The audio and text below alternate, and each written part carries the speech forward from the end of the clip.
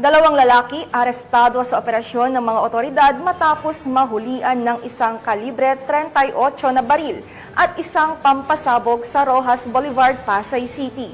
Magbabalita dyan si Patrolwoman Ivy Corporal.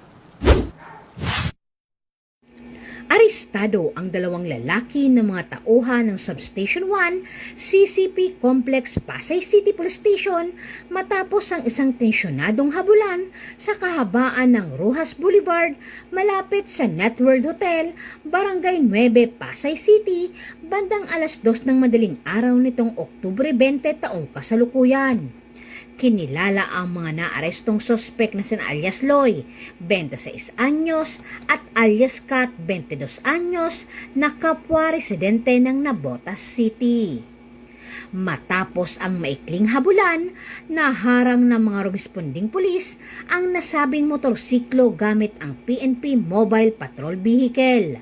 Sa mismong pag-aresto, nakita si alias Loy na nagbunot ng baril mula sa kanyang baywang, ngunit agad itong nasunggaban ng pulis dahilan upang makuha ang isang Arms Corps 2015 caliber 38 SPL revolver na kargano ng 6 na bala. Samantala, si alias Kat naman ay naobserbahang aabot sa isang granada na nakataga sa komportamento ng motorsiklo, ngunit maagap na napigilan ng pulis bago pa man ito magamit.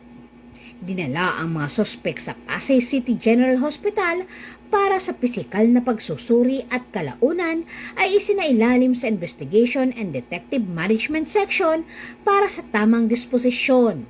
Kasalukuyang nakakulong ang dalawang sospek sa Pasay City Police Station Detention Facility. Si alias Kat ay nahaharap sa kasong paglabag sa Republic Act 10591 o Comprehensive Firearms and Ammunition Regulation Act at paglabag sa Republic Act 9516 o Illegal Possession of Explosive.